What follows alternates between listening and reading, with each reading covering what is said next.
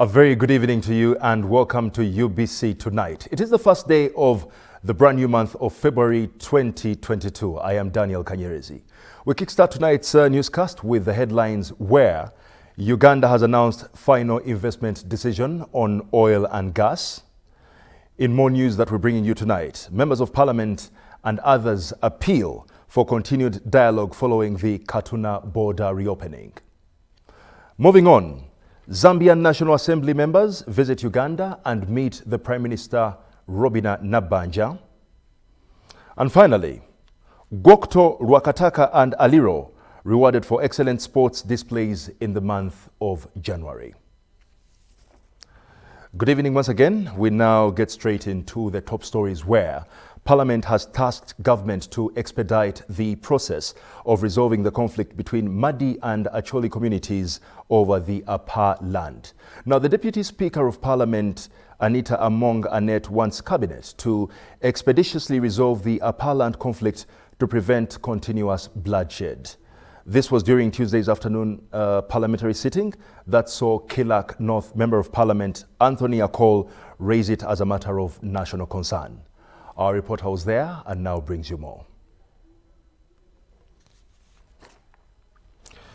Now, a section of members of Parliament and other political leaders have welcomed the idea of reopening the Katuna border between Uganda and Rwanda. Member of Parliament for Ora County, Biika Lawrence Songa, wants more talks to continue to avoid recurrence of circumstances that led to the border closure. This comes amid optimism and eventual reopening of the Katuna-Gatuna border, whose gates were closed in early 2019, paralyzing movement and trade. Our reporter, Henry Okurut, files more in this report. Now, the Uganda People's Defence Forces, UPDF, has cleaned communities around the Elgon region in commemoration of the 41st Terehe Sita anniversary celebrations and Defence Forces Week. We bring you the details.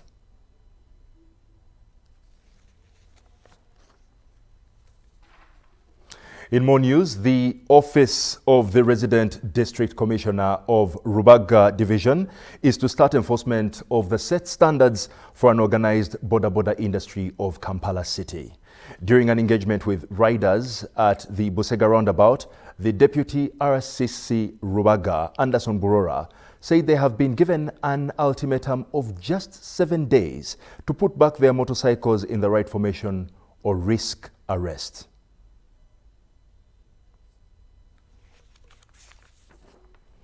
And moving on to sports, the Uganda Olympic Committee's Sport for Development Commission has rolled off the second edition of the Healthy at Home campaign. Now, this campaign is supported by the Olympic Solidarity and is aimed at keeping people healthy during this period as the fight against total elimination of COVID-19 continues. Details follow in this report. We've come to the end of tonight's newscast. Thank you so much for watching UBC. Do join us for another bulletin at 10 p.m. I am Daniel Kanyerezi. Normal programming continues. Good evening.